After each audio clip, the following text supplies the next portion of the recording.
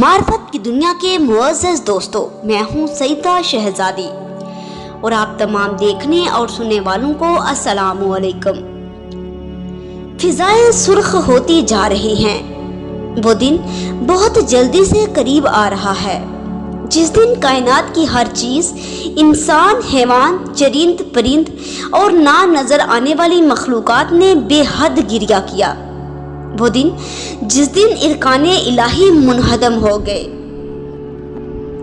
ये बात ज़हन में महफूज रखिए कि दुश्मनाने आले मुहम्मद ने पैगंबर खुदा की ये हदीस अच्छी तरह सुनी थी कि अगर दुनिया में एक दिन भी बाकी रह जाए तब भी खुदा के अमर से हमारे कायम इमाम महदी अलैहिस्सलाम का ज़हूर होगा। दुश्मन दिन रात इस कोशिश में थे कि जितनी जल्दी हो सके इमाम हसन अस्करी अलैहिस्सलाम, जो इमाम महदी अलैहिस्सलाम के वालिद और शिया असनाशर के 11वें पेशवा हैं, इनको जल्द अज जल्द कत्ल कर दिया जाए। कई बार इमाम हसन अस्करी अलैहिस्सलाम को कैद की सख्तियां बर्दाश्त करना पड़ी। बिलआखिर मोतबद अब्बासी ने इमाम हसन अस्करी अलैहिस्सलाम को जहर दिलवा दिया। इतना खतरनाक जहर था कि अगर इस जहर का एक कतरा दरिया में डाल दिया जाता तो मछलियां तड़प तड़प कर बाहर आ जाती।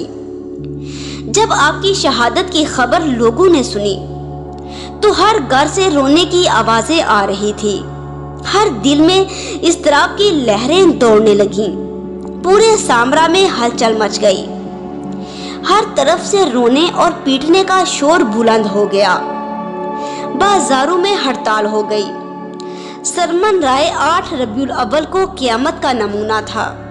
अपनी शहादत से पहले आपने तबरुकात इमाम महदी अलैहिस्सलाम के सपुर्द किए और खुद बारगाहे इलाही में मुंतकिल हो गए। अल्लाहुम्मा सल्ली अला मुहम्मद व आले मुहम्मद व अज्जिल फराजहुम अजमाइन।